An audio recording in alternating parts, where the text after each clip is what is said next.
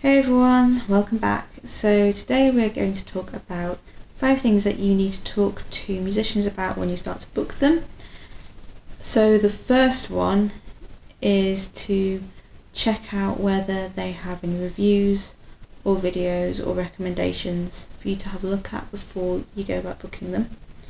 This is so that you know about the quality of musicians that you are hiring. After you've done this, your second one is to talk to them about the kind of music that you like. Now, this can be a difficult discussion to have sometimes if you're not entirely sure. However, saying things like, I like stuff, or I like good music, or I kind of like whatever, but I'm easy, just do whatever you want. While it may seem like you're making musicians' life a lot easier, you're actually not. Because ultimately the musicians want to play the music that you want because you're booking them. So if you're not entirely sure what kind of music you do like, it's worth saying to them something along the lines of, I don't really know, however I have been listening to this song a lot recently and I quite like it.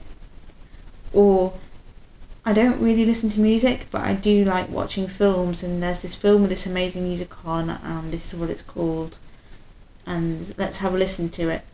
Because that gives the musicians an idea of the kind of things you're into, and then they can tailor it to your likes, basically. Number 3 is finding out what their baseline fee is. Baseline fees could either be hourly rates, or if it's for something like a wedding ceremony, the baseline fee could be pre-music as the guests arrive, the actual ceremony itself, and then music as the guests leave. And then any add-ons would cost you extra money depending on what their baseline fee is. Once you have this, then you can calculate whether these are the right musicians, if it fits your budget, if you need to tweak anything slightly, or if you can stretch a little bit further. Assuming that you're going ahead with it and it's all good, the next thing to talk to musicians about, especially if you're having a band that has electric guitars in it, or some kind of other amplified instrument, it doesn't necessarily have to be guitars, it could be vocalists. You need to work out whether they need electricity providing. The reason why I say this is that there are actually some amps that are battery operated. I can't speak today. And so electricity may not be required. However, a lot of people with electrical equipment will need some form of electricity from somewhere.